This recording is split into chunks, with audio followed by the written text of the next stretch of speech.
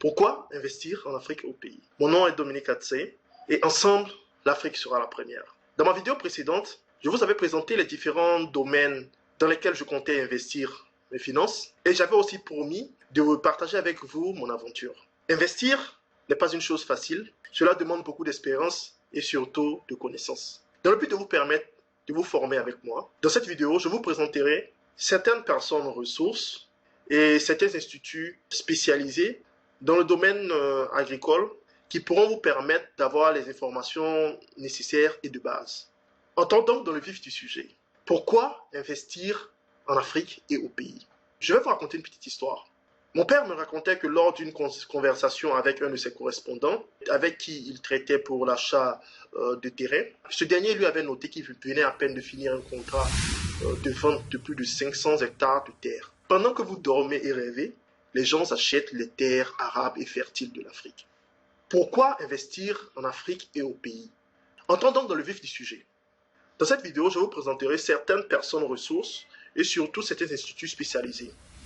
Philippe Simo d'Investir en Afrique du Cameroun, Mr. Hamida Semanda de l'Ouganda, Mr. Kister Amo du Nigeria, Dr. Baba Jide de la Maison du Paysan, le Centre Songhai de Godfrey Nzamunjo, le CORAF, qui est le Conseil Ouest et Centrafricain pour la recherche et le développement agricole.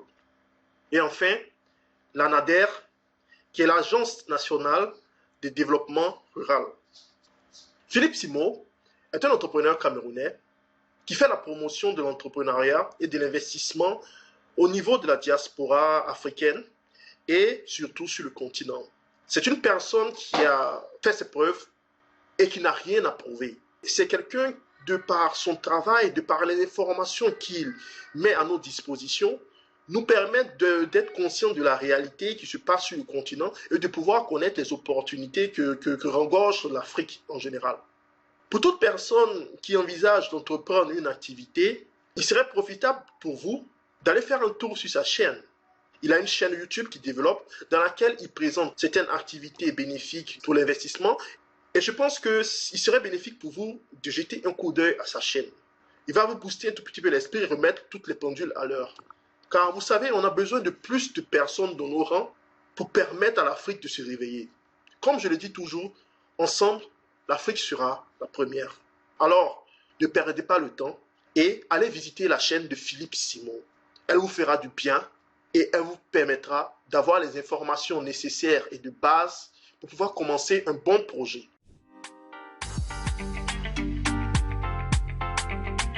Moi, c'est Philippe Simo. Et ici, je te parle d'entrepreneuriat et d'investissement parce que je suis convaincu que ce sont les deux piliers sur lesquels les Africains doivent s'appuyer pour faire émerger leur continent. Mr. Hamida Semanda, comme j'aime bien l'appeler, c'est le master de l'élevage des cabris, de l'élevage caprin. Il est en Ouganda et c'est un docteur vétérinaire éleveur. Il n'exerce pas uniquement que son activité de docteur vétérinaire, mais il a une ferme où il a plus d'une centaine de cabris. Vous savez ce qui m'impressionne sur cette personne, c'est la qualité des informations qu'il met à nos dispositions. 1. Il vous présente toutes les informations en tant que vétérinaire. 2. Il vous permet d'avoir un point de vue en tant qu'éleveur, d'avoir toutes les informations ressources pour pouvoir vous engager dans l'élevage des cabris. 3. C'est quelqu'un qui fait la promotion de l'élevage. Il incite toute la population, tous les jeunes à s'investir dans les activités agricoles et surtout dans l'élevage des cabris. Il estime que si des exploits étaient effectués en Afrique du Sud, en Namibie, dans d'autres pays, c'est possible d'effectuer ce genre d'exploits-là dans leur pays, en Ouganda. Et il a des milliers et des milliers de vidéos sur sa chaîne YouTube et il présente tous les aspects qui entourent l'activité de l'élevage caprin, allant des différents types de maladies, de leur alimentation, de la suivi, de la vente et du business plan complet. Je vous invite à visiter sa chaîne et en cadeau, il a posté une vidéo hier vraiment virale, je vous assure. Une vidéo qui montre un peu tout le cheminement de l'activité, le business plan complet, en allant des dépenses, aux bénéfices et aux gains que vous pouvez avoir en menant cette activité. Alors, Mr. Hamida Semanda, c'est l'homme qu'il vous faut si vous voulez vous investir dans l'élevage caprin. Mr. Kester Amos est un scientifique nigérien qui est spécialisé dans le domaine de l'élevage des escargots. Mais je vais tirer votre attention sur cet élevage. Pourquoi? Parce que moi, je suis ivoirien et je suis de l'ethnie Atié. Les Atiés ont pour plat préféré les escargots. Et celui-là, c'est le master de l'élevage de l'escargot en Afrique de l'Ouest et même, je peux dire, même en Afrique. Il vous permet de connaître les différentes espèces d'escargots comestibles, leur mode d'élevage, leur production, et vous permettre de pouvoir, en un temps record, choisir la meilleure espèce du point de vue de votre situation géographique, de la température, des saisons que vous avez dans votre région. Et ces informations vraiment sont d'une importance vraiment capitale. Pour la petite histoire, on cherchait des informations sur l'élevage des escargots et en surfant sur le net, j'ai trouvé des articles qui avaient été publiés par des chercheurs ivoiriens. Après avoir lu les articles et consulté les résultats qu'ils avaient eus dans le domaine de l'élevage des escargots, j'ai demandé à mon père d'entrer en contact avec ces chercheurs. Effectivement, il les a retrouvés, il a échangé avec eux pour pouvoir avoir des informations. Mais je vais vous dire que c'était la réalité de voir que ces chercheurs n'avaient aucun projet pilote et tous les spécimens sur lesquels ils travaillaient n'existaient pratiquement plus. Il est venu au laboratoire, le laboratoire n'avait que peut-être 2 ou 3 escargots qui restaient et il n'avait aucun endroit où travailler. Alors je vous dis que ce que Kester Amos présente est une mine d'or, Je vous demande s'il vous plaît d'aller visiter ce genre d'activité. C'est vrai que vous pouvez dire que les escargots c'est quelque chose de... Oh, les escargots c'est répugnant, mais estimez un peu le marché de l'escargot au niveau de l'Afrique. Visitez la page de M. Kester Amos et je vous assure que vous allez découvrir des choses qui vont bouleverser votre esprit.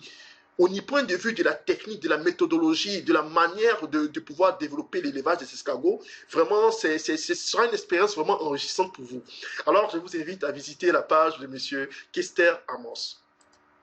Docteur Baba Djidé Michel est un docteur vétérinaire béninois et c'est le promoteur de la maison du paysan.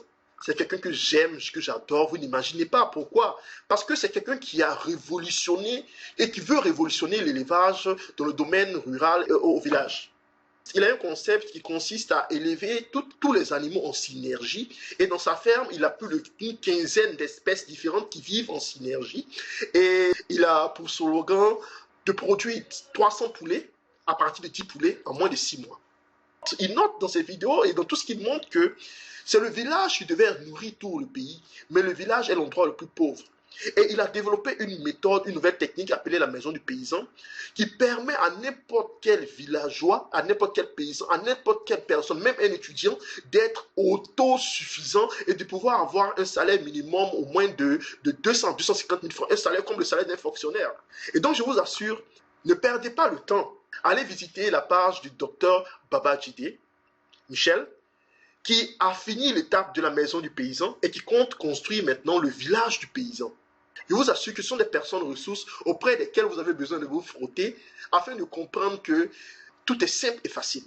Alors ne perdez pas le temps et allez à la rencontre du docteur Baba Djidé.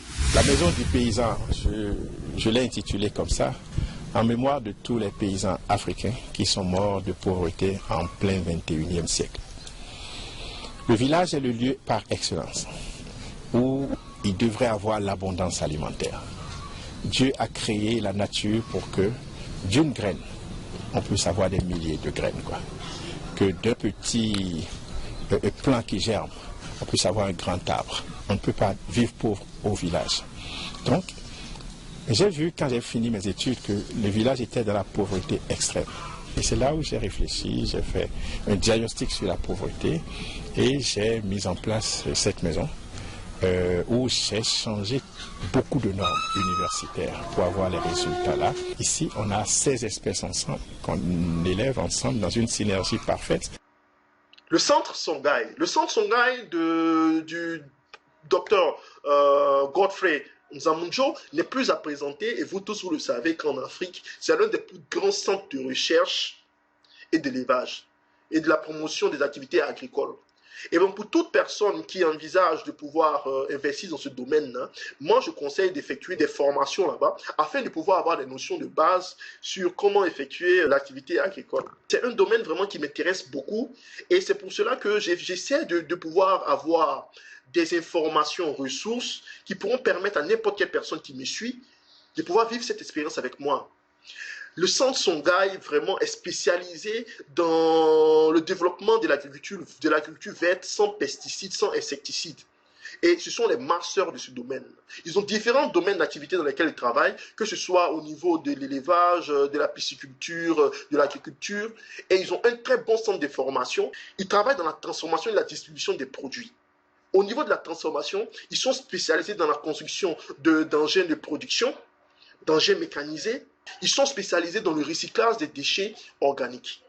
Je vous demande de visiter le centre Songhai et de visiter les différentes activités qu'ils effectuent. Et si vous avez la possibilité d'aller prendre des cours auprès d'eux, cela sera vraiment très bénéfique pour vous.